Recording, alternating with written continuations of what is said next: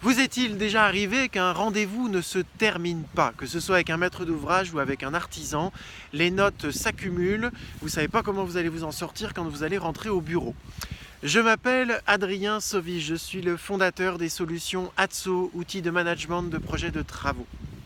Architecte et inscrit au tableau depuis 2008, je suis là pour vous accompagner à devenir de véritables maîtres d'œuvre. Je suis là pour que votre architecture s'exprime pleinement et que vous en tiriez toute la satisfaction que vous méritez. Alors, avant d'aller plus loin, j'aimerais vous dire que sous cette vidéo, vous avez l'outil Bordero ATSO. C'est un outil pour lequel, qui a été développé pendant 10 ans avec peut-être une centaine de chantiers. Donc il est gratuit, vous pouvez y accéder maintenant, tout de suite, là, juste là, en cliquant dessous. Alors, quels sont les petits trucs pour éviter qu'un rendez-vous s'éternise, pour éviter que les données à traiter après rendez-vous soient complètement ingérables vu la quantité qu'elles représentent? Comment faire pour qu'un maître d'ouvrage ou une entreprise ou peu importe qui vous avez en face de vous, mais comment ne pas le brimer et arriver à ce que le rendez-vous se termine finalement presque de lui-même? Alors, le premier élément, et il va y avoir deux principaux sujets. Le premier élément, c'est d'arriver, c'est assez basique, à déterminer des objectifs. Déterminer des objectifs, ça paraît simple quand c'est dit comme ça, mais on ne peut être précis sur des objectifs et on ne peut cocher ces objectifs en rendez-vous qu'à partir du moment où on a ce qu'on appelle un process, une procédure générale, pas une procédure de rendez-vous, une procédure générale sur l'ensemble de sa mission.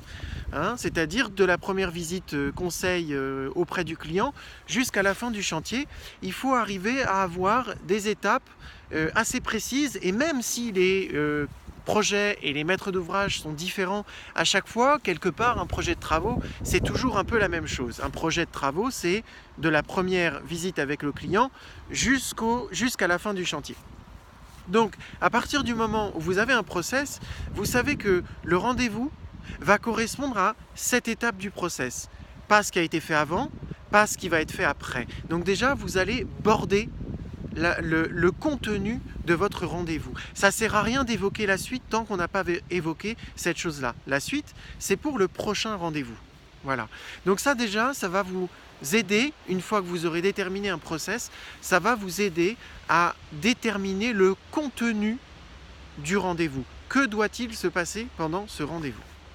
Alors maintenant qu'on arrive sur le rendez-vous, vu qu'on a qu'on a préparé un contenu précis, on va pouvoir avoir édité des documents précis. Il y a des choses qui vont être évoquées pendant le rendez-vous et d'autres qui ne le seront pas. Eh bien, dites-le.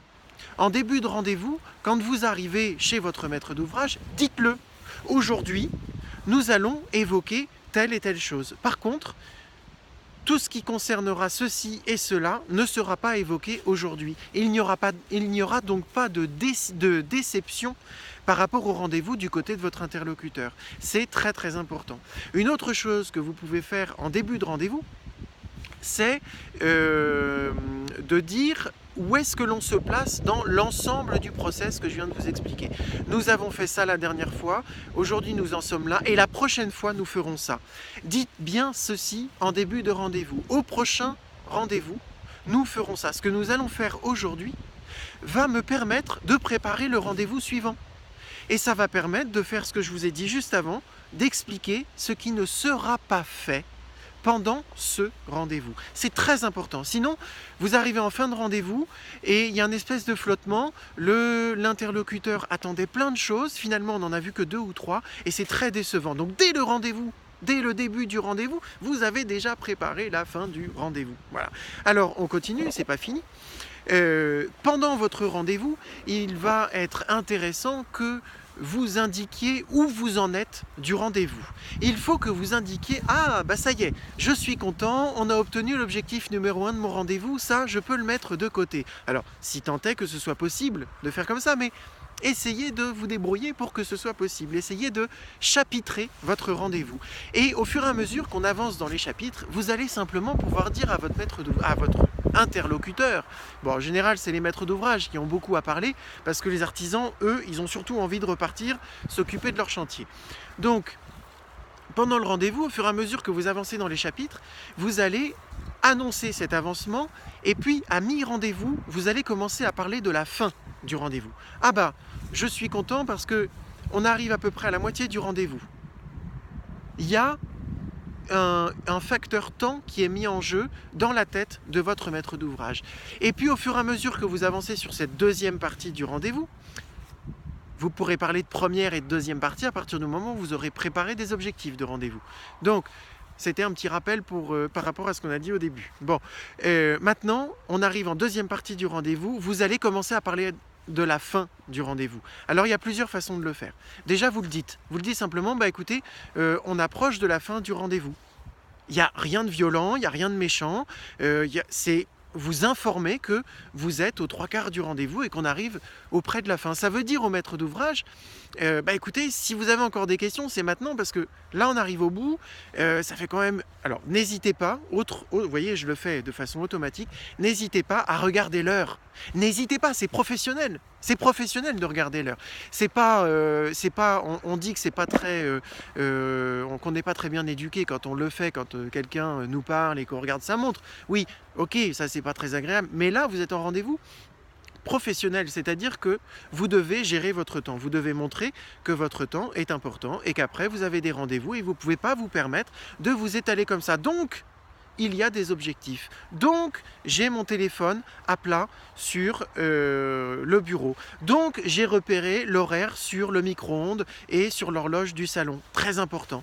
Et puis, à la fin du rendez-vous, si vous voyez que vous n'avez pas obtenu tous vos objectifs, mais que le temps commence à passer, et même là, cette vidéo commence à durer, vous devez indiquer que vous en avez déjà dit beaucoup et que finalement, vous avez déjà réceptionné énormément d'informations et que là, il va falloir s'arrêter. Parce qu'après, ça va être trop, ça va devenir indigeste.